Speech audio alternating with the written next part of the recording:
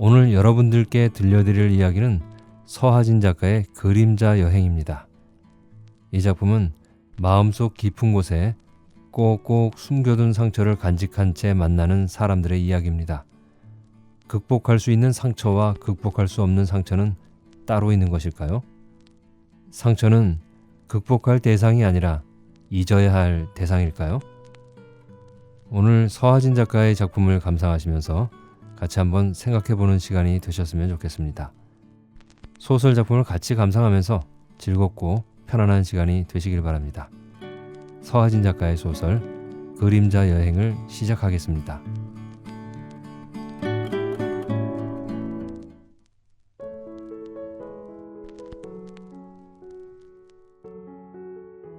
그림자 여행 서하진. 먹지를 걷어내면 그 뒤의 하얀 종이가 나타나듯이 아침은 그렇게 왔다. 띵동 하는 벨소리에 이어 기장의 목소리가 들렸다. 굿모닝, 레이디스 앤 젠틀맨. 기장의 음성은 막 잠에서 깨어난 사람처럼 가라앉아 있었다. 날짜선을 통과했으니 시계를 맞추십시오. 아침 오전 9시 30분이었다. 깜깜한 어둠 속을 날다가 불현듯 다른 세계로 접어드는 느낌. 매번 나는 날짜선을 지날 때면 이상한 나라의 앨리스라도 된 듯 어색한 시선으로 주변을 돌아보곤 했다. 창밖의 구름들은 하얗게 빛나고 사람들은 무심히 시계를 돌려 맞추고 부스럭거리며 일어나 화장실을 다녀온다. 어젯밤 내내 데미 무어와 톰 크루즈의 군복 입은 모습을 보여주던 앞쪽의 화면에서 금발의 여자가 아침 운동을 시작하고 있었다. 자, 스트레치를 하세요. 팔을 위로 깍지 껴서 올리고 발끝을 쭉 펴고. 좋아요. 잘하고 있어요. 그녀는 사람들의 움직임이 눈에 보이는 듯 긴 다리와 팔을 경쾌하게 움직이며 릴렉스, 후, 릴렉스를 반복했다. 나는 들고 있던 책을 내려놓고 여자를 따라 팔을 밀어 올렸다. 밤새 잊고 있던 피로가 오히려 뒷덜미에 파고드는 느낌이었다. 이제 곧 가는 실 같은 콜로라도 강이 보일 것이다.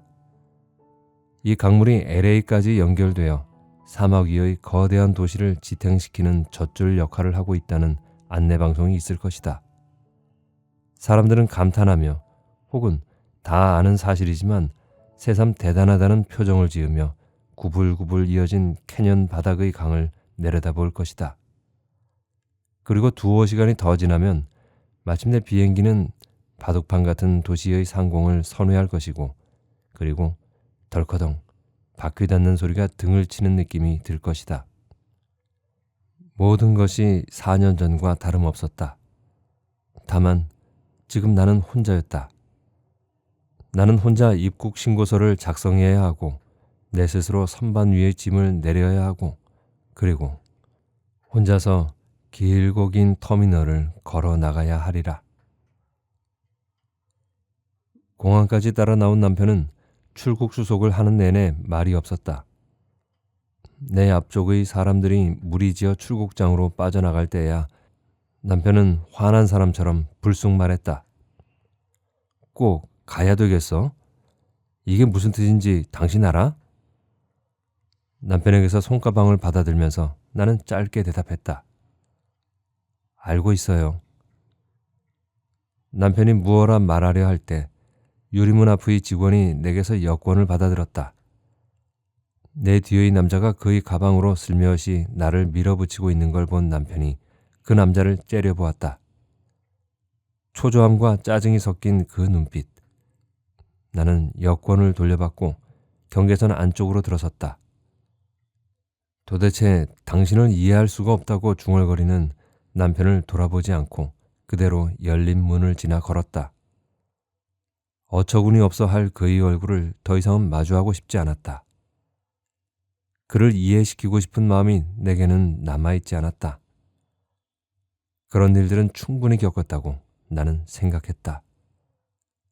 얼마나 더 많은 시간을 얼마나 더 열심히 설명하고 변명하고 용서를 구해야 하는가?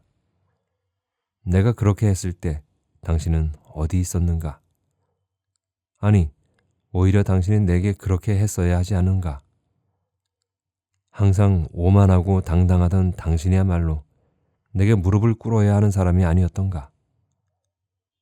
검사대를 통과하는 가방, 투명해진 내용물들이 모니터에 떴다. 내 마음을 저처럼 투명하게 그에게 펴 보일 수는 없었을까? 몇백 번, 몇천 번 돌이키던 마음을. 나는 천천히 고개를 가로저으며 거대한 동체들이 빛나는 유리 너머를 바라보았다. 눈물은 흐르지 않았다. 처음 내가 남편에게 헤어지자고 말했을 때 남편은 코웃음으로 일관했다. 흥, 당신 뭐야? 나 몰래 숨겨둔 애인이라도 있어? 여자가 그렇게 쉽게 이혼 얘기를 하는 게 아니야. 남편의 표정은 마치 우리들이 아무 문제 없이 살아온 부부인 듯 착각을 일으킨 만큼 천연덕스러웠다. 나는 물론 쉽게 꺼낸 말이 아니며 당신도 그걸 알고 있을 것이라고 말했다. 그 다음 남편이 한 행동은 상처를 입힘으로써 나를 굴복시키자는 거였다. 당신 모르는 것은 아니겠지? 당신 때문에 내가 얼마나 마음고생이 심했는지. 그는 매일 밤 한 가지씩 나로 인해 겪은 고통들을 늘어놓았다. 부모의 극렬한 결혼 반대에 부딪혀 그가 결국 집을 나와야 했던 일. 살림을 차린 후 나를 끌고 다시 집으로 들어가 반강제로 어머니의 승낙을 받아내던 날의 기억. 그가 포기할 수밖에 없었던 학업의 길. 생계를 위해 들어간 직장. 도피하듯 선택한 미국 지사 근무. 그리고 어렵게 낳았던 아이의 죽음까지. 그의 입을 통해 나오면 모든 불행한 일들은 나로부터 비롯되는 듯했다. 그의 이야기 속에서 나는 저주를 불러오는 마녀처럼 그 모든 불행의 시발점에 서 있었다. 나는 그의 삶에서 행복과 평온을 앗아간 유일하고도 확실한 원인이었다.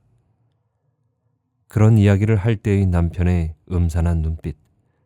그런데도 나는 너를 감싸고 지키고 돌봐주었는데 내가 감히 먼저 이혼을 요구해? 그럴 수 있다고 생각하는 건 아니겠지? 응석이라면 지나치잖아. 나는 피곤하고 할 일이 많은 사람이라고. 남편의 눈은 그렇게 말하고 있었다. 그런 몇 달이 지나가고 그런 후에도 내 마음이 변하지 않았을 때 그가 택한 방법은 한층 나를 질리게 했다. 그는 무조건 자기 잘못이니 다 잊자며 턱없이 관대해지기 시작했다. 밤새도록 깨어있는 내가 새벽잠을 설칠까 샤워도 하지 않고 출근했으며 늦은 시간에 돌아오는 내게 피곤하지? 이리 와. 어깨 주물러 줄게. 하며 다가들었다. 혼자 앉아 술을 마시는 내 앞에 졸린 눈을 억지로 뜨고 앉아 있다가 꾸벅꾸벅 졸기도 했다. 전에 없이 내 소설을 찾아 읽고 야, 좋은데? 이번엔 어디 실릴 거야? 하고 묻는가 하면 휴일도 아닌데 갑작스레 여행을 가자고 가방을 꾸려 나서서 나를 실수하게 만들었다. 그런 남편의 행동들은 아무런 감동을 주지 못했다. 그 모든 과정이 이미 내가 그를 향해 몇 번이고 되풀이해 본 것인 탓이었다. 그가 변하기 시작한 때가 언제였던가? 아이의 죽음 이후였던가? 그가 원하지 않은 임신을 했을 때부터였을까? 그 훨씬 이전 아버지에게서 내쫓김을 당하고 술을 취해 나를 강간하듯 범하던 그날이었던가? 남편이 맨 처음 손찌검을 하던 날은 언제였을까? 무엇 때문이었을까? 너무 여러 번 돌려본 필름처럼 기억은 선명하지 않았다. 아픔보다도 놀라움과 수치심에 몸을 떨며 그에게서 도망치던 내 모습이 희미하게 떠오를 뿐. 그의 행동을 애써 아무렇지도 않은 일로 받아들이고 무시하던 날들. 그로 인해 내가 지나온 험한 날들을 과장해서 따지던 일들, 그리고 매일 집안을 바꾸거나 나들이를 계획하거나 머리를 자르는 일로 그의 환심을 사기 위해 애쓰던 그 많은 나날들. 자신의 노력이 수포로 돌아간 것을 남편은 인정하려 하지 않았다. 그는 나를 철저히 무시하고 내 말을 한마디도 들으려 하지 않았다. 열쇠로 문을 열고 들어와 나를 쳐다보지도 않고 방으로 들어갔으며 곧 커다랗게 코 고는 소리를 내므로써 자신은 전혀 내 말을 고려하고 있지 않음을 과시했다. 그렇게 한 달을 더 보내고 나서 나는 이대로는 끝을 낼 수 없음을 알았다. 남편은 이혼에 동의하지 않을 것이다. 이미 그로서도 어쩌지 못하는 일일지도 몰랐다. 떠나야 한다. 나는 생각했다. 그의 시야에서 사라지고 그를 혼자 남겨두기로. 내가 없으면 그도 자유롭게 자신을 정리할 시간을 가질 수 있으리라. 나는 여행사에 전화를 걸고 서랍을 뒤져 여권을 찾아냈다. 비자를 받고 티켓을 구입했다고 말했을 때 남편은 입술을 비틀며 한껏 조롱기를 담고서 말했다. 미국이라고?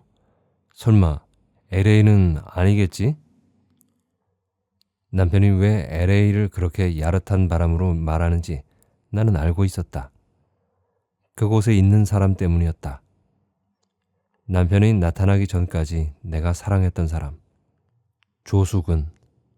그가 그곳에 있다는 것을 남편도 나도 잊은 적이 없었다. 남편은 노골적인 경멸을 감추지 않았다. 그 친구가 오라고 초청장이라도 보냈어? 이혼하고 오면 결혼해 주겠대? 그놈이 아직 총각이라는 것쯤은 알고 있지만 그렇게 만만히 너를 받아줄 성 싶어? 고상한 척해도 너도 별 수 없는 속물이군. 아무런 변명을 하지 않는 것이 남편의 화를 돋구었는지 그는 방안을 따라 들어오며 소리를 질러댔다. 야, 아니면 아니라고 해봐. 내가 모르는 동안 둘이서 무슨 약속이 있었던 거지? 미국에서 만났을 때 그놈, 그 음침한 놈이 당신 쳐다보던 거 생각하면 아직도 이가 갈려. 내가 미쳤지. 자랑하듯이 그놈을 만나자고 먼저 전화를 했던 게 나였으니. 그놈이 싫다고 하는 걸 내가 억지로 약속을 했다고. 그 자식이 그때 뭘 했는지 알아? 다시는 내 얼굴 보고 싶지 않다고 했었다고. 알기나 해? 남편의 말이 내 가슴을 아프게 했던가. 모르는 사이에 눈물이 흘러 내 뺨을 적셨다. 손을 들어 젖은 뺨을 가리려는 순간 남편의 매서운 소나귀가 내 어깨를 거머쥐었다. 곧이어 내 얼굴로 떨어질 남편의 다른 한쪽 손이 흉기처럼 치켜 올려진 것을 보며 나는 비명을 지르기 시작했다. 내 속에서 나오는 것이라고는 도저히 믿어지지 않는 날카로운 소리. 아! 아! 아! 소리가 높아가면 남편의 손길이 더 사나워진다는 걸 알면서도 매번 나는 내 아내의 비명을 막을 길이 없었다. 소리라도 지르지 않으면 남편이 이대로 나를 죽이고야 말 것 같은 공포를 이길 수가 없었다. 자벌레처럼 웅크린 내 옆구리에 사정없이 날아오는 남편의 발길질은 내 목이 비명과 울음에 잠겨 더 이상 소리를 내지 못할 때까지 계속되었다. 우리는 왜 이렇게 되었을까? 제풀에 지쳐 방을 나가는 남편을 보며 다시는 묻지 않으리라던 결심과는 달리 나는 또 스스로에게 되물었다. 끊임없이 반복되는 이 싸움은 언제 시작되었던가? 맨 처음 남편이 내 뺨을 쳤을 때 내가 놀란 만큼 남편도 소스라치며 나를 때린 자신의 손을 들여다보았다. 이런... 신음이 남편의 입에서 새어나왔다. 그의 곁을 빠져나오던 나는 등 뒤에서 남편이 짐승처럼 울부짖는 소리를 들었다. 벽에 머리를 찧어대면서 그가 스스로에게 상처를 입히는 것을 보며 나는 막연한 불안에 휩싸여 어쩔 줄 모르고 서 있었다. 그것은 내가 알고 있던 남편의 모습이 아니었다. 언제나 자신감에 빛나던 남편의 얼굴은 비참하게 일그러져 있고 당당하던 어깨는 움츠러들어 한없이 작아 보였다. 저런 사람이었던가? 자신의 행동이 저렇게까지 그를 아프게 하는가? 나는 감히 그에게 다가가지 못하고 오래 서 있었다. 그날 밤 남편은 자신이 그토록 절망하는 이유를 설명해 주지 않은 채 집을 나가서 아침이 되도록 돌아오지 않았다. 그 일이 내게 준 충격은 쉽게 가라앉지 않아 나는 다음날 저녁에야 들어온 그를 바로 볼 수 없었다. 내가 위로를 해야 하는 것인가? 내가 사과를 해야 하는 것인가? 폭음과 늦은 귀가가 계속되는 며칠을 말없이 견디며 나는 되물었다. 그가 돌아오지 않는 동안의 빈자리를 컴퓨터 앞에서 끝없이 외를 찍어가며 생각했지만 나는 결코 그를 이해할 수가 없었다. 때문에 그가 어느 날 저녁 이른 시간에 꽃을 사들고 들어왔을 때 나는 바보 같은 눈으로 멀거니 그를 바라보았다. 꽃이 예뻐서 당신같이. 그것은 마치 연극의 대사 같았다. 다가오는 그의 품에 어색하게 안기는 내가 배역을 잘못 맡은 연기자라는 느낌이 들었다.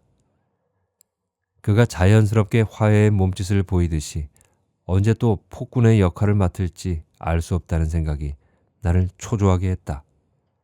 그러나 내 조바심을 펼쳐 보일 겨를도 없이 남편은 서둘러 술잔을 꺼내오고 술을 따라주면서 이야기를 시작했다. 그의 이야기. 나를 때린 후 그가 그렇게 허탈해야 했던 이유들. 얼음이 녹아드는 차가운 술잔을 들고 앉아 나는 그 얼음처럼 내 마음이 풀리는 것을 가만히 지켜보았다. 나이가 같은 형과 나이가 같은 동생 틈에서 자란 어린 시절. 아무리 높은 성적을 받아와도 웃지 않던 어머니. 그의 어머니가 생모가 아니라는 것은 결혼 전부터 알고 있었지만 석 달을 사이에 둔 삼형제가 함께 지냈다는 이야기는 처음이었다. 검은테 안경을 쓴 엄격하고도 자상해 보이는 시아버지가 짐승처럼 여기저기에서 아이를 낳고 다녔다는 것을 누가 믿을까? 내가 다 자란 후에도 아버지는 낯선 아이를 데리고 오곤 했지.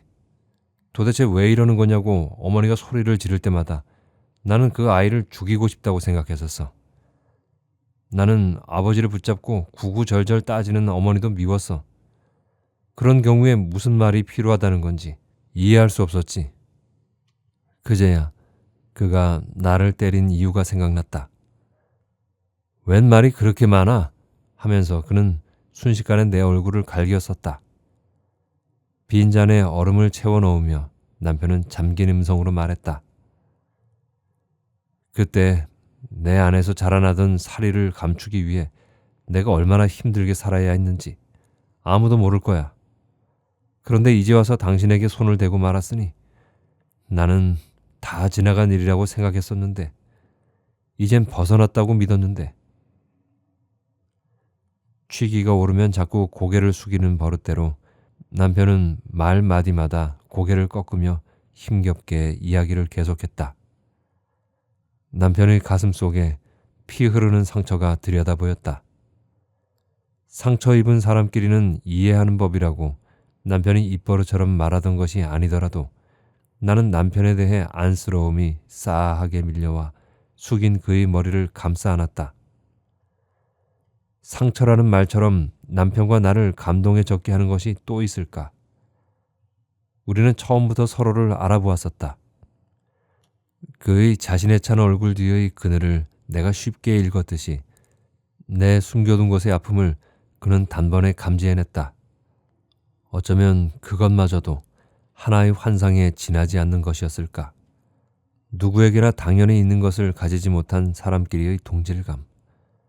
자신이 몸담았던 태반을 알지 못하는 그 진한 상실감을 안고 살아온 사람들은 어디에서 어떤 삶을 살고 있더라도 표가 나는 법이라는 생각을 나는 미신처럼 갖고 있었다. 사람들은 쉽게 속는 것처럼 보여도 사실은 등 뒤에서 수군거리고 있는 거라는 느낌을 떨쳐버릴 수가 없었다. 대학 1학년 때 만나 남들이 모두 결혼할 사이로 인정하고 있던 조수군과의 결별도 그 그 느낌 탓이었다. 그리고 그때 남편을 만났다.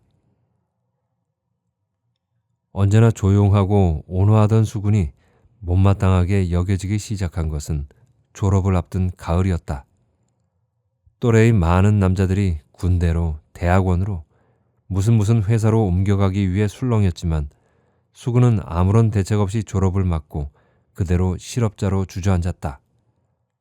그의 그런 행동이 너무나 자연스럽게 여겨졌던 건 그가 본래 그런 사람이었기 때문이었다. 그는 도대체가 먹고 사는 일에 관심이 없는 사람이었다. 한 번도 쪼들려 본 적이 없는 사람만이 가질 수 있는 그 초연한 자세가 아름답게 여겨지던 때도 있었다. 아무런 것에도 연연하지 않는 그의 가라앉은 눈빛이 늘 나를 편안하게 하던 때도 있었다. 그와 함께 있으면 나는 내 안의 고통도 먼 남의 일처럼 여겨지곤 했다. 무시로 나를 찾아와 수업이 끝나기를 기다리던 그의 모습. 지금도 나는 물리대 앞의 벤치에 길게 누워 태평스레 잠이 들어 있던 그의 얼굴을 떠올릴 수가 있다.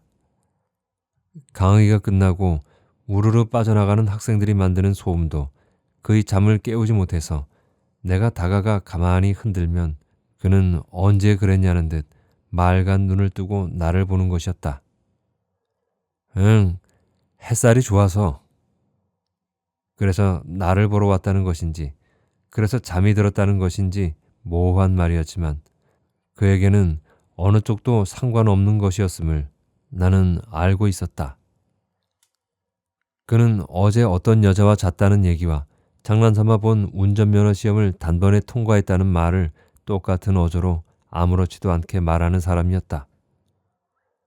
그에게는 그러므로 내가 5살 때 내 어머니가 나를 버리고 집을 나갔다든가, 새엄마가 나를 싫어해서 나는 줄곧 할머니와 둘이 살아야 했다든가, 고등학교 때 단 한 번 내 어머니를 찾아 그녀가 간호사로 있던 병원에 갔었던 적이 있었다든가, 접수부에 앉아있던 어머니가 나를 보고도 무심히 옆자리의 간호사와 얘기를 주고받았기 때문에 선뜻 그녀에게 다가갈 수 없었다든가 하는 일들을 담담하게 이야기할 수 있었다. 그의 무심함을 거치면 내 아픔들도 어느새 그렇게 퇴색되어 마치 다 잊혀진 일처럼 여겨지는 것이었다. 남편은 달랐다. 그를 만나면서 나는 언제나 내 손끝까지 나른하게 만들던 수군의 평온함이 어쩌면 나를 억지로 잠재우는 수면제 같은 것일지도 모른다는 생각을 하게 되었다. 졸업식이 끝나고 수군과 함께 갔던 술집은 졸업생과 그를 축하하는 사람으로 난장판을 이루고 있었다. 시끄러운 음악과 어두운 불빛, 사람들은 목청을 돋우며 서로를 향해 잔을 들어 올렸다. 옆 좌석에서 한 남자가 술에 취해 고래고래 소리를 지르며 노래를 불렀다. 얼마나 사무치는 그리움이냐. 몸을 이리저리 흔들며 노래하던 그가 기우뚱하며 내가 앉은 쪽으로 왈칵 넘어지고 그 바람에 쏟아진 맥주잔이 내 옷을 온통 적시고 빈잔은 넘어진 그의 머리를 치며 바닥으로 굴러 산산조각이 났다. 바닥을 짚고 일어선 그의 손에서 피가 흘렀다. 깨진 유리잔을 밟고 서서 그는 내게 머리를 조아리며 미안합니다, 아가씨 하고 말했는데 그때까지 보고만 있던 수군이 형, 많이 취했군요 하며 그를 부축해 의자에 앉히는 거였다. 같은 과 선배라고 소개를 마치고 난 후 두 사람은 나를 아랑곳하지 않고 거푸 술을 마셔댔다. 이따금 내게 건너오는 잔은 수군으로부터가 아니었고 때때로 내 젖은 치마를 바라보던 시선도 수군의 것이 아니었다. 그 눈빛에서 내가 읽은 것은 광기였다. 나를 당황하게 하고 인사도 없이 그 자리를 빠져나오게 만들었던 집요한 그 무엇이 거기에 있었다. 어슴푸레한 조명 아래 희번덕이는 눈. 그 눈은 집으로 가는 길 내내 나를 따라왔고 그날 밤 나는 그 눈을 향해 빨려 들어가는 꿈을 꾸었다.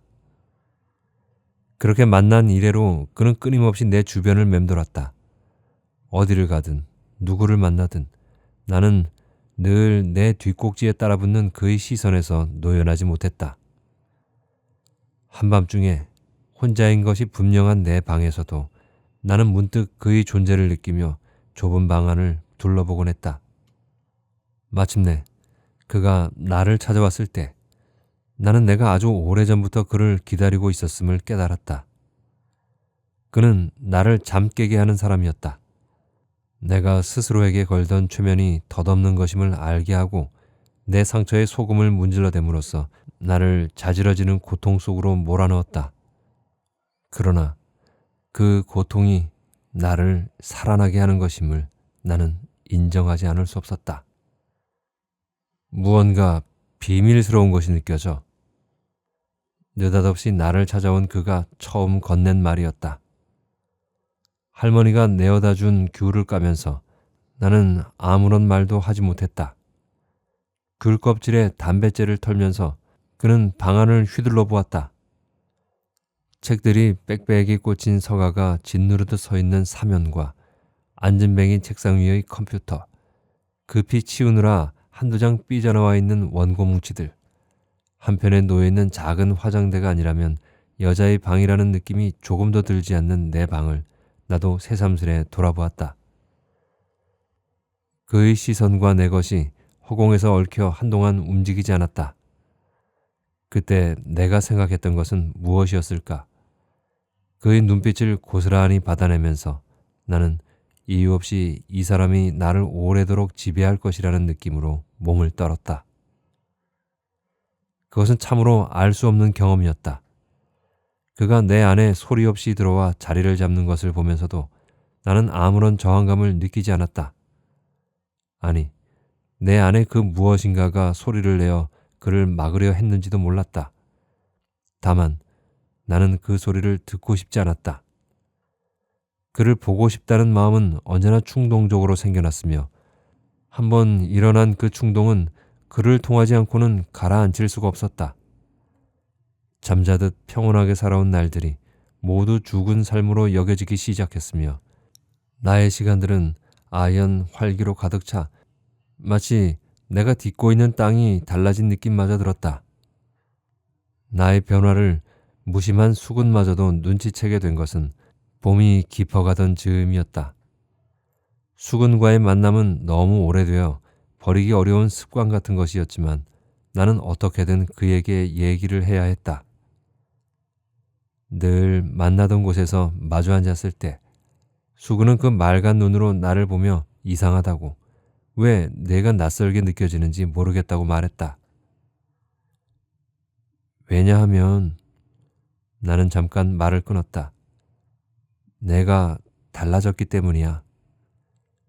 그는 여전히 알 수 없다는 표정이었다. 사람은 바뀔 수 없어. 너도 그걸 알잖아. 수근의 말이 그가 내뿜는 담배 연기 속에서 맴돌아 내 앞의 찻잔 위로 부옇게 떠올랐다.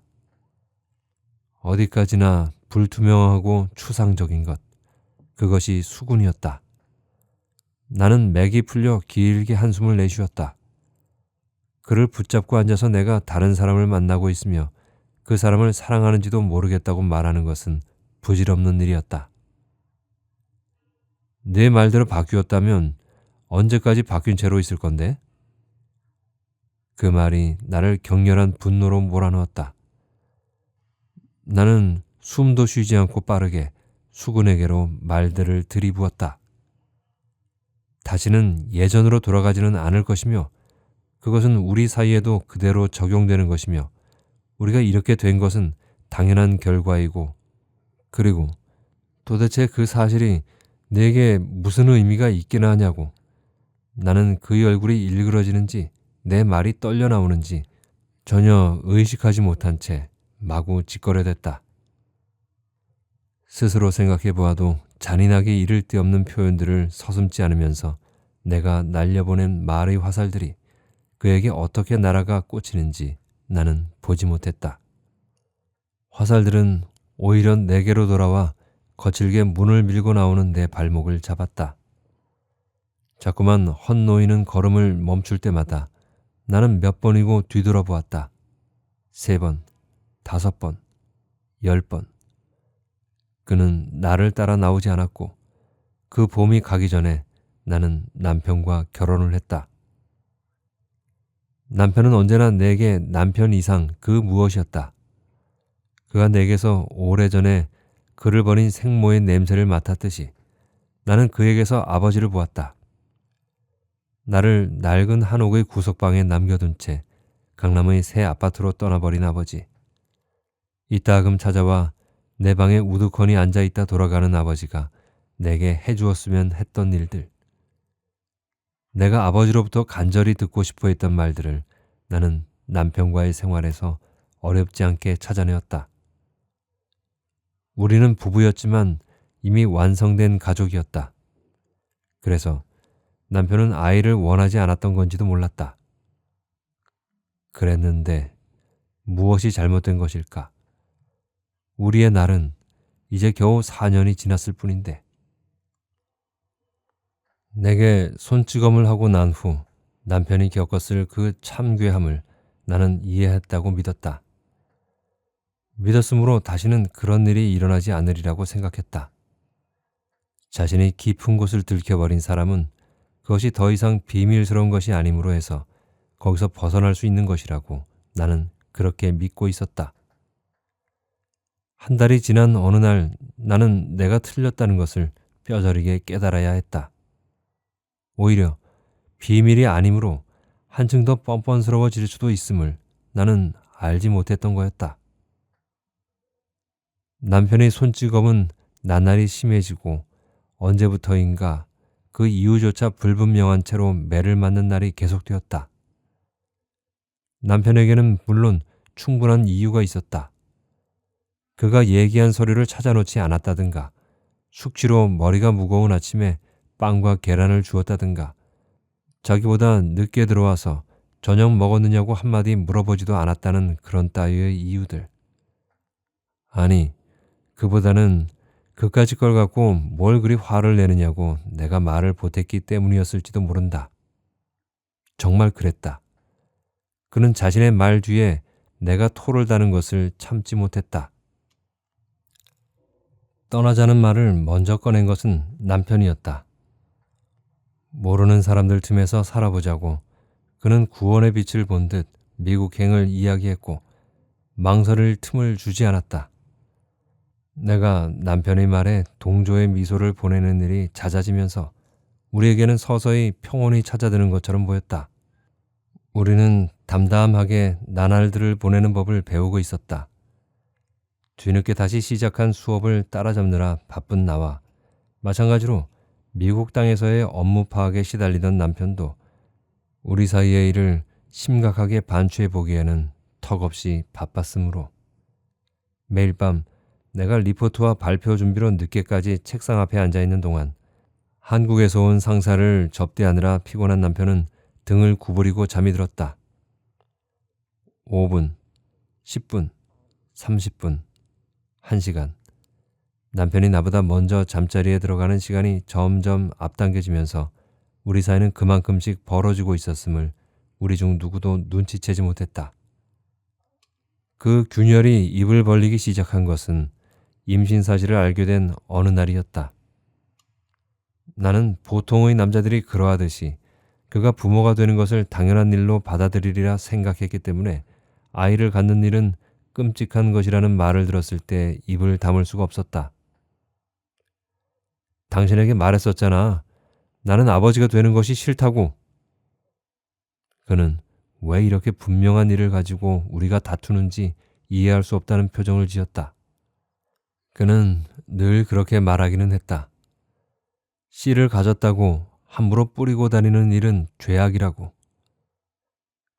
그가 자식이라는 존재에 대해 극히 부정적인 생각을 가지게 된 것은 어쩌면 자연스러운 일일 수도 있었다.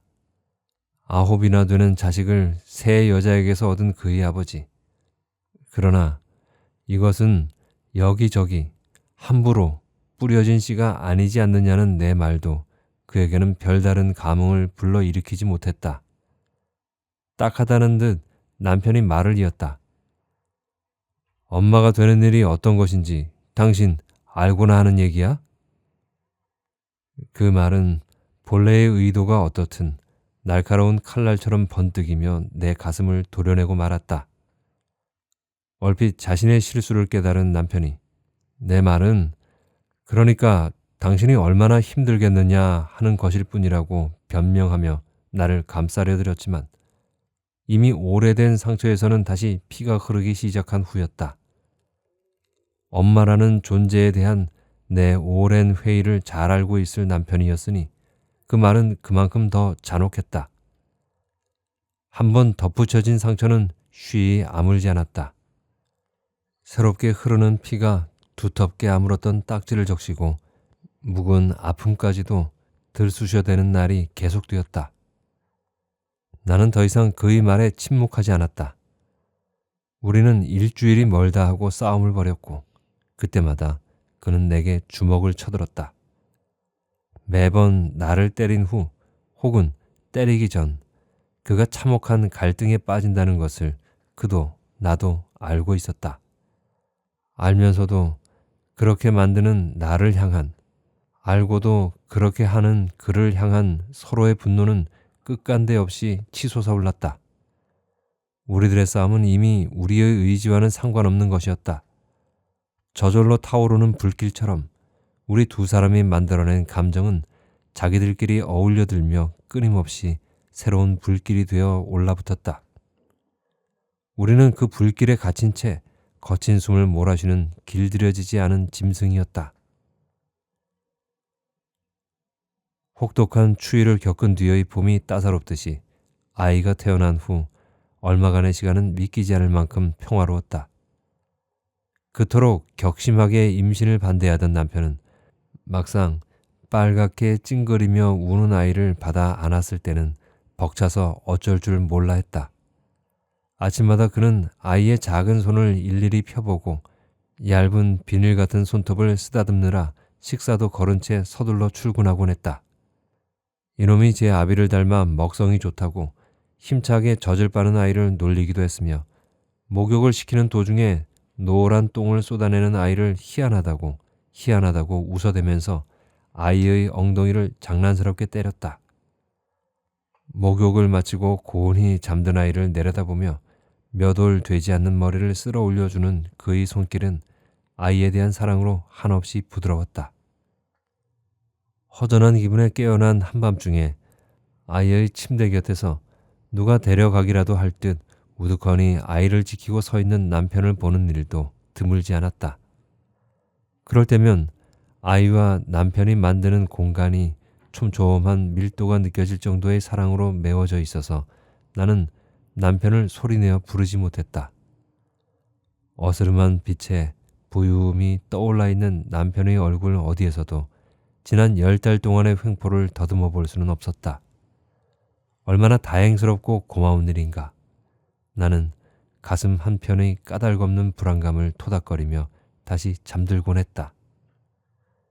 남편과는 달리 나는 출산 후의 그 알 수 없는 허허로움을 쉽게 털어내지 못하고 깊은 물 같은 우울에 잠겨 날을 보냈다.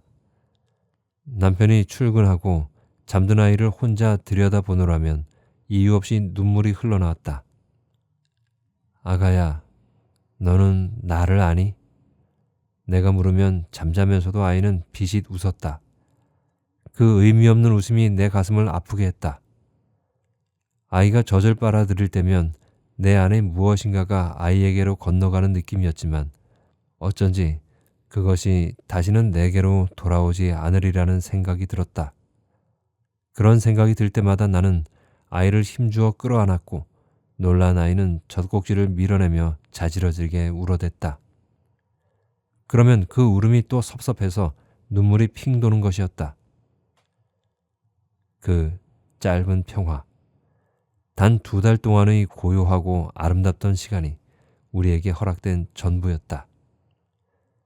아이가 모든 것을 보고 듣는다고 믿는 남편은 내가 몸을 추스리자마자 매일처럼 아이를 데리고 이곳저곳을 돌아다녔다. 어느 날인가 집 근처 호숫가에서 그늘 아래 잠든 아이를 보며 잠만 자는 아이를 태우고 다니는 것은 오히려 아이에게 해롭지 않겠느냐고 내가 물었을 때 남편은 절대로 그렇지 않다고 잘라 말했다. 이 햇빛과 공기 속에서 잠자면서도 이 아이는 다 알고 있어. 자, 우리 오리 곁에 가볼까? 남편은 아이를 끌어안고 물가의 오리에게로 다가갔다. 겨우 눈을 뜨는 아이의 손을 조심스레 물에 담가주며 오리야, 이리 와. 오리야, 작은 소리로 불렀다. 새끼를 몇 마리인가 거느린 어미 오리는 남편의 손 주위를 뱅뱅 맴돌았고 아이는 무서운 눈을 몇 번 깜빡여 보다가 조그만 입술을 달싹이며 아우, 어우 뜻없는 소리를 냈다. 이것 봐, 벌써 대답을 하잖아. 남편이 탄성을 질렀을 때 오리가 미끄러지듯 물 가운데로 헤엄쳐 갔다. 꼬리 뒤로 몇 갈래 갈라지는 물길. 그 물길 위로 오후에 눈부신 햇살이 부서져 내렸다. 아이를 안은 남편이 한 발 한 발 오리가 남기는 물길 뒤를 따라 걸어 들어갔다. 아이에게 무언가 끊임없이 이야기를 들려주면서 천천히 걸음을 떼어놓는 남편에게 아직 물이 차니 조심하라는 내 말은 들리지 않은 것 같았다. 남편이 허리까지 물이 차올랐을 때 나는 소리질러 남편을 불렀다. 그대로 남편이 아이와 함께 물속으로 사라질 것 같은 어처구니 없는 상상에 몸을 떨면서 나는 미친 듯이 물로 뛰어들어갔다. 문득 남편이 몸을 돌려 나를 보았다. 아이는 다시 잠들어 있었다. 잠든 아이를 안고 물 한가운데 허리를 담그고 서 있는 그의 뒤로 수천, 수만 개의 화살 같은 햇살이 내리꽂히고 있었다. 어지럼증을 느끼며 나는 그대로 물 위에 주저앉았다. 그날 나는 내게서 떠나가는 남편과 아이를 보았던 것일까? 그 일주일 후에 아이는 잠자듯이 죽었다. Sudden Infant Death Syndrome. 의사는 그렇게 말하며 영문을 알 수 없다고 했다. 영아 돌연사라는 의사의 말을 이해할 수는 있었지만 아이의 죽음을 그렇게 쉬이 받아들일 수는 없었다. 남편과 나는 절망에 차서 울부짖었고 그 절망이 새로운 상처로 굳어져 갈 즈음 남편은 예전처럼 난폭해지기 시작했다. 아무런 이유 없이 계속되는 폭력 속에서 1년을 보내고 그의 미국 근무가 끝났을 때 나는 혼자 남겠다고 말했다. 돌아가서 살아내야 할 날들이 내게는 악몽 같았다. 남편은 내게 강요하지 않겠다고 했다. 그렇지만 한 번만 더 기회를 줘. 돌아가서 1년만 더 지내보고 그때도 내가 변하지 않으면 당신 뜻대로 해줄게. 당신도 알다시피 그의 말을 받아들인 것은 1년이라는 시한 때문은 아니었다. 내가 고통스러운 만큼 그도 힘들어하는 걸 모른 척 할 수 없었기 때문이었다. 그리고 나는 두려웠다. 그가 떠난 후 내게 닥쳐올 외로움, 철든 이후 그렇게 나를 아프게 하던 외로움과 다시 만나야 한다는 사실이 나를 망설이게 했다. 그의 말에서 어떤 확신도 읽어내지 못하면서도 우리는 함께 귀국길에 올랐고 그리고 그 후의 1년을 아무런 변화 없이 살아야 했다. 고통에도 내성이 생기는 것임을 나는 알게 되었고 그대로 일생 동안 내가 그 고통을 견디며 살 수도 있으리라고 생각하게 되었다. 그건 정말이지 무서운 일이었다. 그와 헤어지지 않으면 안 된다는 것을 나는 아프게 깨달았다. 곧 착륙할 것이라는 안내방송이 나를 오랜 상념에서 깨어나게 했다. 금연 표시등과 안전벨트 착용 등에 불이 들어오고 스튜어스들이 분주히 좌석 사이를 점검하며 돌아다녔다. 로컬 타임 1시 30분, 온도는 화씨 90도. 기장의 목소리를 들으며 나는 등을 꼿꼿이 하고 밖을 내다보았다. 파란 나무들 사이로 흰선 같은 도로가 내려다 보였다. 드문드문 달리는 자동차들의 속도가 한없이 느리게 느껴졌다. 컨베이어 벨트에서 가방을 끌어내자 흑인 포터가 카트를 밀며 다가왔다. 손을 저어 그를 보내고 나는 바퀴 달린 가방을 끌며 입국 심사대로 다가갔다. 얼마나 머물 예정인가?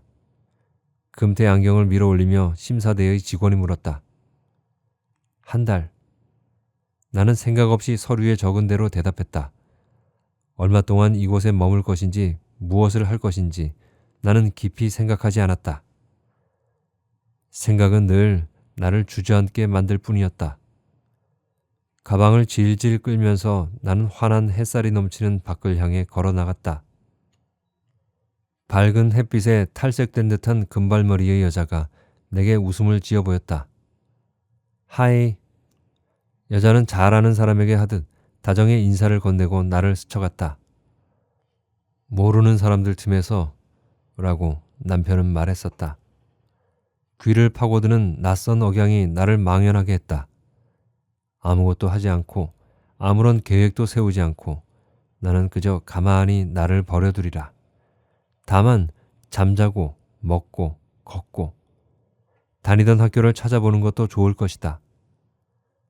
나를 모르는 사람들에게 인사를 하고 웃고 그러다 지치면 나와는 상관없는 책들을 쌓아두고 도서관에서 하루를 보내고 내 상념이 흘러가는 곳을, 그 닿은 곳을 나는 지켜보리라. 거대한 우주선처럼 층층이 차들을 이고 선 주차 빌딩을 보다 나는 택시 승강장으로 걸음을 옮겼다. 우선 가야 할 곳은, 나는 예약한 호텔을 떠올리려고 애를 썼다.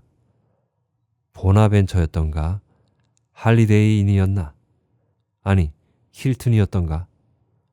여러 개의 이름들이 어지럽게 떠오를 뿐 여행사에서 예약해준 호텔은 생각나지 않았다. 택시에 오르고도 나는 선뜻 행선지를 말하지 못했고 차는 어느새 둥근 공항로를 빠져나가고 있었다.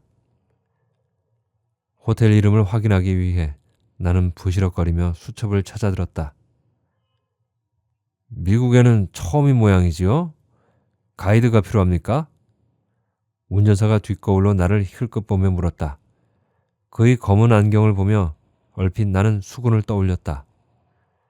미국에서 남편과 함께 수군을 만났을 때 그는 동그란 색안경을 끼고 나타나 시종 안경을 벗지 않았다. 마침 넘겨진 수첩의 한 귀퉁이에 적혀있는 그의 주소. 나는 나도 모르게 운전사에게 그의 주소를 일러주고 있었다. 세리토스 다이아몬드바 2221번지. 차는 크게 유턴하여 프리웨이로 접어들었다. 빠르게 지나치는 옆차들의 속도에 밀린 후덥지근한 바람이 들이쳤다. 30분쯤이면 될까? 길이 막히면 더 걸릴지도 모르지. 생각을 묶어두기 위해 나는 불어 거리를 꼼꼼히 계산했지만 앞뒤 없는 기억들이 머릿속을 넘나들었다. 그는 집에 있을까? 어떤 표정을 지을까? 학교를 그만두고 눈안의 가게에서 일한다고 했었지? 참, 그것도 그만두고 유태인 친구와 무슨 사업을 계획하고 있다고 했던가? 그 친구와 마음이 맞아 함께 집을 얻어 나왔다고 했었지. 애초에 그에게 유학 따위는 안 맞는 것이었지. 다만 그는 떠나오고 싶었을 거야. 그런데 남편과 나란히 앉은 나를 보던 수군의 얼굴, 표정을 알 수 없는 눈으로 간간히 웃으며 말을 잇던 수군의 모습이 떠올랐다. 떠들썩하게 웃으며 남편이 내 어깨를 감싸 안았을 때 그가 무엇라 했던가.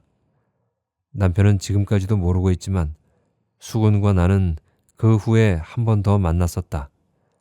셋이 함께 저녁을 먹은 바로 그 다음 날이었다. 수군과의 느닷없는 조우가 탐탁지 않아서 간밤에 남편과 가벼운 말다툼을 하고 잠이 든 탓에 오전 내내 머리가 아팠다.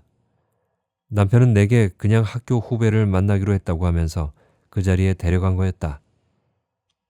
남편의 마음속에 뾰족이 고개를 내밀고 있는 그 야비한 호기심을 따져 묻지 못한 채로 나는 소파에서 잠이 들었다. 내가 모르는 또 다른 잔인성이 남편에게 숨어 있는 것은 아닐까.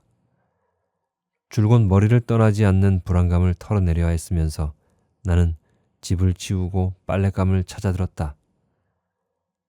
집 근처의 공동 세탁장에서 다 된 빨래를 챙겨놓고 돌아오던 길. 아파트 앞에 주차된 낯선 승용차를 보았다. 흰색 포드 LAX SU583. 파란 번호판의 숫자가 멀리서도 또렷이 눈에 들어왔다.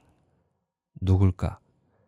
남편 말고는 미국 땅에 아는 사람이 없는 나는 누군가 남편을 찾아온 것이리라 생각하며 느릿느릿 차를 향해 다가갔다. 거기에 그가 있었다. 차에 비스듬히 기대어 서서 수구는 나를 보고 있었다. 팔짱을 낀 채로 안경을 벗은 그 눈이 예전처럼 가라앉아 있음을 알 만큼 가까이 갔을 때까지도 그는 꼼짝 않고 나를 보기만 했다. 기대어 서서 발끝이 약간 들린 그의 구두, 하얀 셔츠가 햇빛에 눈부시게 빛났다. 그 햇빛이 내 눈을 아리게 하고 살아있는 듯이 내 가슴 한가운데를 아프게 찔렀다. 내 손에 들려있던 빨래 바구니가 툭 떨어지고 흰 셔츠와 양말짝들이 흩어져 널브러졌다. 흩어진 옷들을 사이에 두고 그와 나는 오랫동안 마주 바라보았다. 시간이 정지된 것 같았다. 무슨 말이든 해야 한다고 생각했지만 단어들은 머릿속에서 매몰돌 뿐 입 밖으로 나오지 않았다. 그는 입술이 조금 달싹거렸지만 그건 역시 소리가 되지 않았다. 자동차의 유리에 되쏘인 햇빛이 어지러웠다. 나는 고개를 숙이고 주섬주섬 빨래를 주워 담았다. 마지막 남은 내 스타킹 한 짝이 그의 발집게에 떨어져 있었다. 그가 허리를 굽혀 그것을 주워 들고는 천천히 스타킹을 느렸다 다시 도로로 감기를 되풀이했다. 그러는 내내 그의 눈은 내 얼굴에 머물러 있어 나는 붙박인 듯 꼼짝을 할 수가 없었다. 10번, 20번 그는 스타킹을 폈다 말았다 했다. 그의 손가락들, 그 무의미한 움직임이 나를 견딜 수 없게 했다. 그의 눈의 고요가 흔들렸다고 느낀 한순간 그는 스타킹을 바구니에 집어넣고 몸을 돌려 차 안으로 들어갔다. 나를 사이에 두고 둥글게 원을 그린 그의 차가 시야에서 사라질 때까지 나는 멍하니 그 자리에 서 있었다. 집 안으로 들어와 그가 떠나간 길을 내다보았을 때야 나는 내가 울고 있음을 알았다. 수근이 집어넣었던 스타킹을 들고 나는 그가 했던 것과 똑같은 동작을 되풀이했다. 6시간을 달려와 말 한마디 없이 돌아간 그가 남긴 침묵이 내 어깨를 내리눌렀다.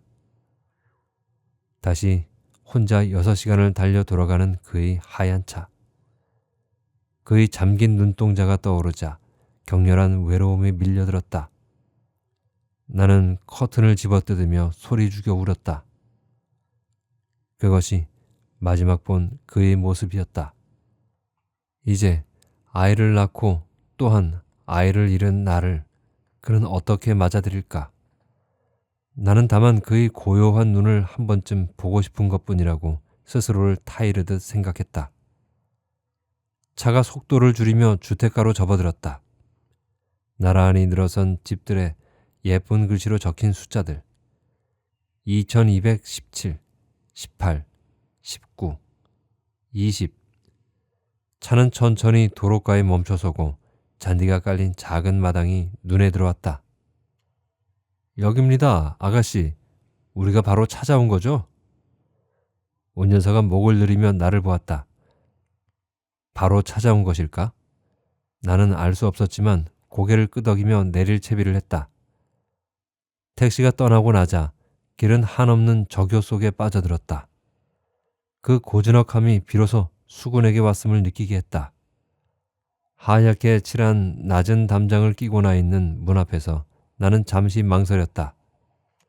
그가 집에 없으면 어떻게 한다? 차라리 그렇기를 바라면서 배를 눌렀지만 이내 Who is it? 하는 소리가 들렸다. 그의 목소리가 아니었다. 이사를 한 것일까? 생각해 볼 겨를 없이 문이 열리고 검은 머리의 백인 남자가 얼굴을 내밀었다. 남자는 커다란 가방을 든 동양 여자를 물끄러미 바라보았다. 저 조수근 씨를 찾아왔는데요. 미스터 조, 혹시 모르세요? 나는 떠듬떠듬 수군의 이름을 말하면서 남자를 훑어보았다. 이 남자가 그의 친구인 유태인인가? 남자는 어딘가 이상해 보였다.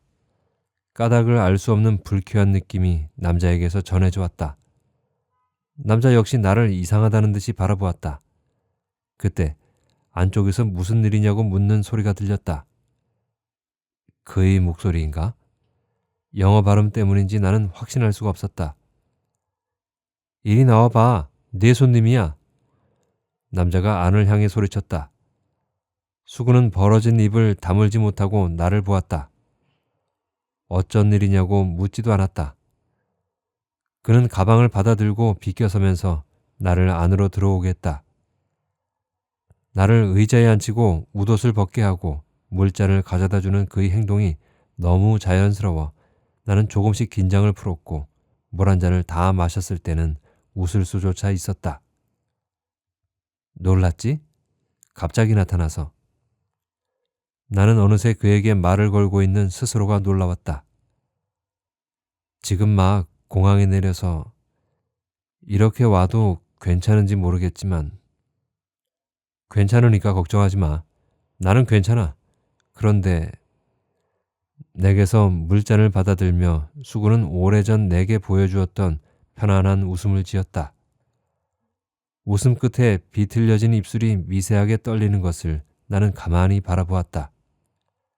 그때 아까의 남자가 그의 곁으로 다가앉았다. 남자는 장난스러운 눈으로 수군과 나를 번갈아 보았다. 당신이 윤주가 맞죠?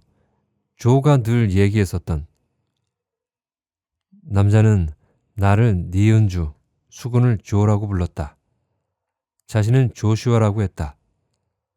저녁을 준비할 테니 그동안 좀 쉬라고 그가 말했다. 그러지 않아도 된다고 말했지만 그는 장을 보러 간다며 밖으로 사라졌다.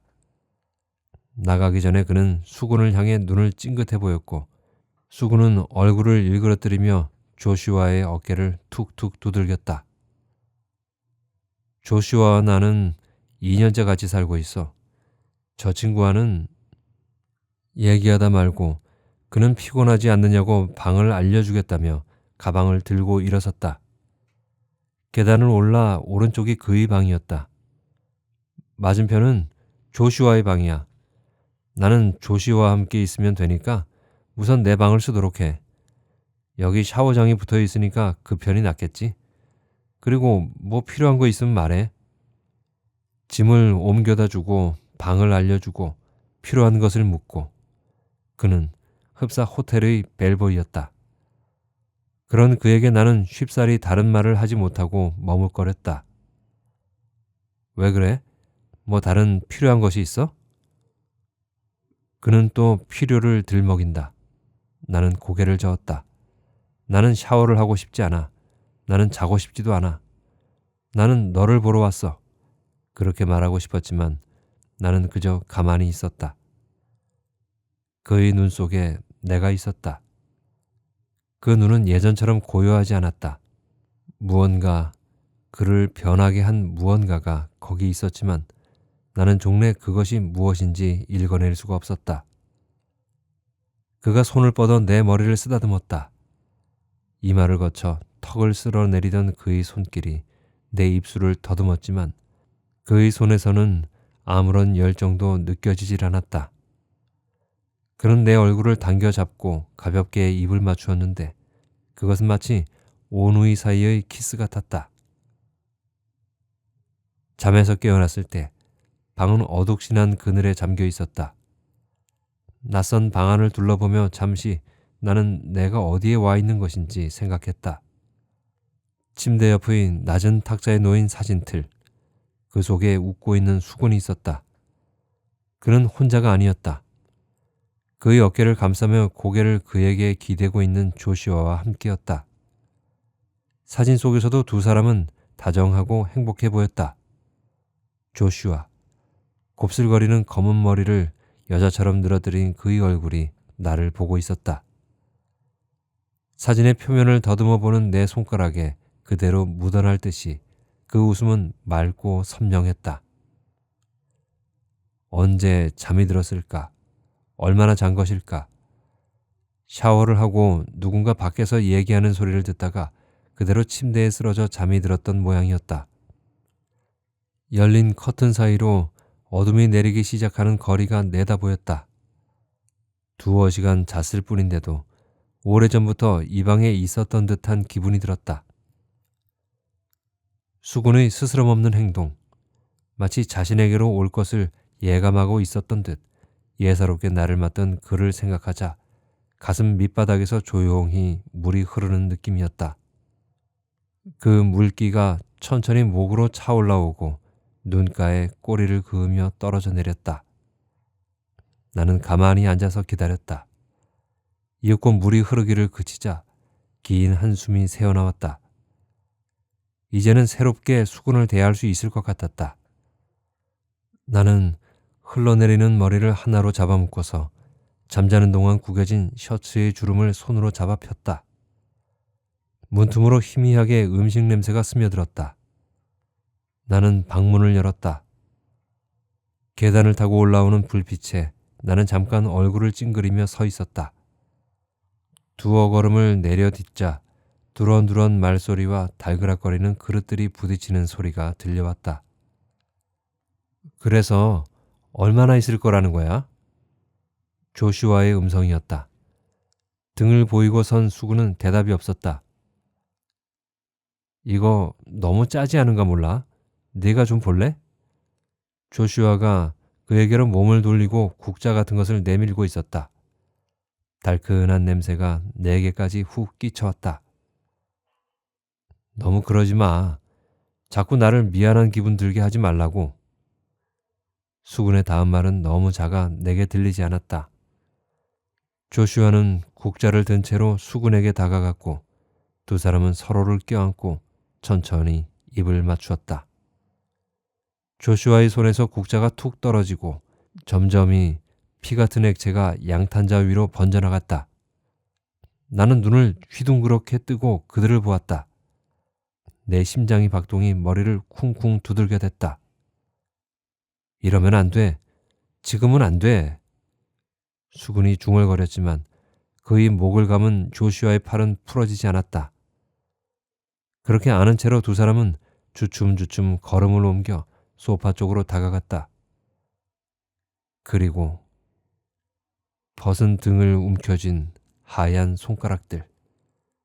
그때 힐끗 고개를 돌린 수군의 눈이 나를 보았던가. 온 실내에 가득 퍼진 음식 냄새가 갑자기 비릿하게 느껴지고 나는 냄새에 떠밀린 듯 주춤주춤 뒷걸음질 쳤다. 방문을 닫았을 때 내 심장의 박동이 빈 방을 가득 채우고 벽에 부딪혀 내게로 돌아왔다.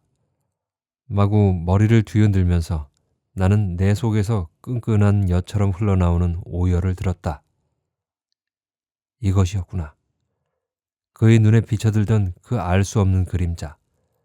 문을 열고 나를 맞았을 때 조슈아에게서 느껴진 그 야릇한 적의. 한순간 격렬하던 수군의 인맥.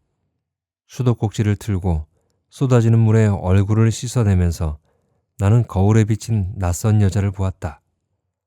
붉게 충혈된 눈, 창백한 얼굴. 누구인가? 이 여자는 어디인가? 여기는. 나는 손에 잡히는 대로 꺼내놓았던 내 물건들을 챙기기 시작했다. 내가 조심스럽게 방문을 열고 나왔을 때 계단 아래서 수구는 나를 올려다보고 서 있었다. 가방을 끌며 계단을 다 내려오기까지 수구는 잠자코 나를 보기만 했다. 현관에 이르러 막 손잡이를 돌릴 때 그가 말했다. 어디로 갈 거야? 고개를 돌려 그를 보았지만 아무런 말도 떠오르지 않았다. 어디로 갈 것인가? 나는 어디로 가든 내가 이곳에 머물 수 없다는 것은 분명한 사실이었다. 언제든 다시 와도 좋아. 나는 늘 여기 있을 거니까. 수군이 덧붙였지만 나는 천천히 머리를 가로저었다. 그는 여기에 있는가? 아니, 이제 그는 이곳에 있지 않았다. 그는 내게서 너무나 멀리 있었다. 조슈아의 슬픈 눈이 수근과 내 얼굴을 번갈아 옮겨 다니는 것을 뒤로 하고 나는 그들의 집을 나섰다. 거리에는 차도 사람도 보이지 않았다. 바닥에 자르르 구르는 가방의 바퀴 소리와 내 발소리가 빈 길을 울렸다. 수근은 아직까지 나를 지켜보고 있을까? 이제는 너무 멀어져 내 모습이 보이지 않을는지도 모른다. 이상하게도 아무런 생각도 떠오르지 않았다. 어디로 갈 것인가? 남편과 수군을 떠나왔으니 나는 다시 혼자가 되었다. 두렵게만 느껴지던 그 외로움을 향해 나는 손을 내밀었다. 오랜 짐에서 벗어난 듯 오히려 마음이 가벼웠다. 얼마큼 가다가 나는 뒤를 돌아다 보았다. 지는 해가 남기는 마지막 붉은 기운이 서린 골목 끝. 수군의 집은 아스라이 멀어 보이고 거기에 선 작은 그림자도 그저 점처럼 희미했다. 그 지붕 위로 분홍과 회색이 겹친 구름이 깔려 있었다. 구름들 사이로 빛을 거둬들이는 해가 보였다. 황금색의 선이 줄줄이 해를 향해 뻗어 있었다. 불현듯 나는 해 있는 곳으로 가고 싶었다. 그 선들을 따라 똑바로 날아오르고 싶었다. 내 무거운 가방과 혼란한 기억들을 버리고 팔을 뻗어 날개짓조차 없이 하늘을 떠가는 새처럼 그렇게 날고 싶었다. 해는 언제까지나 그 자리에서 나를 기다리고 있을 듯 보였다. 아, 낮은 탄성을 지르며 나는 해에게로 손을 내밀었다. 내 손끝에 머무른 빛은 잠깐 사이에 해를 향해 올라갔다. 이미 열기를 띠지 않은 채 다만 어슴푸레한 빛으로만 남아있는 햇살들이 천천히 해를 향해 빨려 들어가고 있었다. 나무와 지붕 사이 푸르스름한 잔디 속속들이 숨어있던 빛들이 방사선을 그리며 해에게로 빨려 올라갔다. 이윽고 흠뻑 젖은 솜처럼 붉은 기운을 가득 머금은 해가 조용히 사라져가고 나무들이 점점 짙은 초록을 띠다가 검게 변해갔다. 그 모습은 너무나 아름다웠다.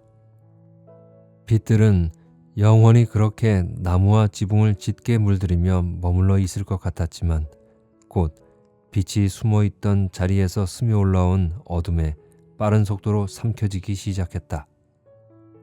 나무와 집들이 모두 어둠에 잠기고 드문드문 켜있는 창의 불빛이 떠올라 보일 때까지 나는 그 자리에 망연히 서 있었다.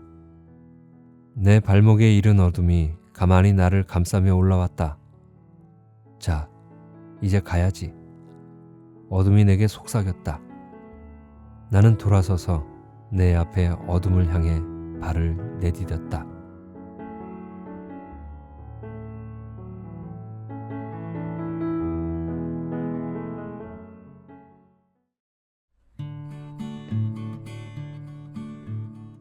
이 작품은 상처를 가진 사람들에 대한 이야기입니다. 누구나 상처 또는 아픈 기억 하나쯤은 가지고 살지요. 그런데 상처나 고통스러운 기억들은 어떤 절대적인 기준이라는 게 없습니다. 무슨 말씀인가 하면 누군가에게는 엄청나게 아픈 상처일지라도 또 다른 누군가에겐 비슷한 상처임에도 크게 아프지도 않고 별 문제 아닐 수도 있다는 말입니다. 그러니까 아픔도 슬픔도 상대적인 것이고 사람 따라 받아들이는 마음에 따라 다른 강도로 느껴질 수 있다는 것을 말씀드리고 싶은 것입니다. 소설 속 남편과 아내 그리고 수군, 우선 남편과 이 소설의 주인공인 아내는 각자의 말 못할 과거의 아픔을 가진 사람들입니다. 누구에게도 쉬이 보여줄 수 없는 아픔. 그리고 언제나 무색무취인 남자 수군은 여자에게 평안함을 주죠. 적어도 여자는 수군에게서 평안함을 느끼고 있다고 생각했던 것 같습니다. 하지만 사실 그녀가 느낀 것은 진짜 평안함이 아니라 수군이 아무것도 하지 않았기 때문에 상처를 건드리지 않아서 생긴 평화였을 뿐 진정한 평안함이 아니었다는 것을 깨닫게 되는데요. 그 깨달음의 계기가 된 것이 바로 남편과의 만남이었습니다. 두 사람은 처음부터 너무 잘 맞아 보였죠. 왜냐하면 서로에겐 누구도 채워주기 힘든 결핍이 있었기 때문입니다. 그것이 그들에겐 공통적인 아픔을 지녔다는 공감대를 만든 것입니다. 남편은 언제나 내게 남편 이상 그 무엇이었다. 그가 내게서 오래전에 그를 버린 생모의 냄새를 맡았듯이 나는 그에게서 아버지를 보았다. 소설 속 이 문장을 통해서 그 두 사람이 왜 서로에게 강하게 끌릴 수밖에 없었는지를 잘 보여주고 있습니다. 그러나 안타깝게도 깊은 상처를 가진 사람 둘이 만나 잘 지낸다는 것은 정말 어려운 일인가 봅니다. 왜냐하면 아무리 조심하더라도 언젠가는 서로의 상처를 들쑤시며 싸우게 될 때가 적어도 한 번은 있을 것이기 때문입니다. 그렇게 되면 그 상처는 과거보다 더 크게, 더 많이 피를 흘리게 될 것이고, 그것을 또 잘 마무리하지 않는다면 계속해서 서로에게 상처를 덧입히게 될 것입니다. 그래서 상처를 가진 이 두 사람이 만나는 것은 서로를 위해서 처음부터 피했으면 어땠을까, 그런 생각을 해봤습니다. 어쨌든 남편과 다투고 난 아내가 더 이상 남편과 관계를 지속하기가 어렵다는 것을 깨닫고 언제까지나 자기를 기다려줄 것 같던 수군을 찾아갔지만 그곳에서 여자가 보게 된 것은 이제 수군과도 다시 연결될 수는 없을 거라는 사실이었죠. 여자는 이제 어떻게 해야 될까요? 거기에서 여자는 스스로의 운명을 찾아 어두운 길로 떠나는 것으로 마무리가 되는데요. 제가 보기에 주인공은 이곳에도 저곳에도 자기의 자리가 없음을 깨달은 후 다른 사람으로부터 위로받기를 포기하고 그냥 자기의 길을 걸어가기로 생각한 것 같습니다.